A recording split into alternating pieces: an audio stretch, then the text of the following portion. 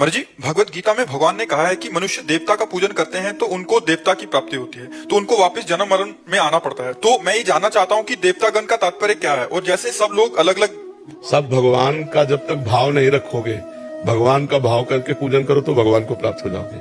और भगवान का भाव न रखकर इंद्र का पूजन करो, अग्नि का पूजन करो तो नहीं, बात नहीं बनेगी। उनमें भगवान का भाव करना पड़ेगा। इंद्र देवता है, अग्नि देवता है, सूर्य देवता है, तो देवत्व भाव जहां लाओगे, देवता का भाव लाओगे तो आवागमन होगा, क्योंकि उनका भी आवागमन है।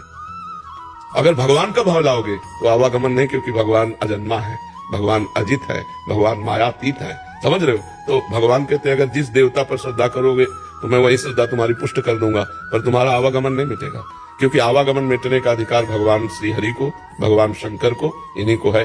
आवागमन मिटने का और अधिकार किसी को नहीं। पूरे त्रिभुवन में आवागमन मिटने का अधिकार इन्हीं को है।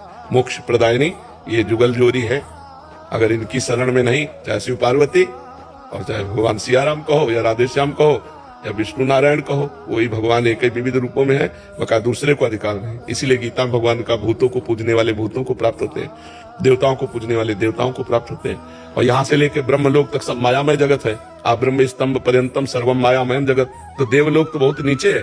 अंतरिक्ष के बाद स्वर्गलोक है, महरलोक, जनलोक, तपलोक, फिर ब्रह्मलोक है, और ब्रह्मलोक तक आवागमन है। तो फिर देवताओं को पूजने वाले देवताओं को प्राप्त होते, पुण्य छिले मृत्यु लोके विसंति। और पितरों को पूजने वाले पितरों को प्राप्त होते। हे पार्थ, मेरा पूजन करने वाले मेरे को प्राप्त होते हैं। तो हम भगवान का पूजन करें, और जितने भी देवी देवता सब में भगवान की भावना करें कि दुर्गा रूप में भगवान ही विराजमान है। जितने भी देवी देवता सब में भगवान। हम कहा नहीं कि अगर भगवान की भावना करके कुत्ते का पूजन करो तो भगवान को ही वो पूजन प्राप्त होगा। अगर भगवान की भावना नहीं तो देवताओं का पूजन भी केवल आपको पुण्य प्रदान करेगा, भगवत प्राप्त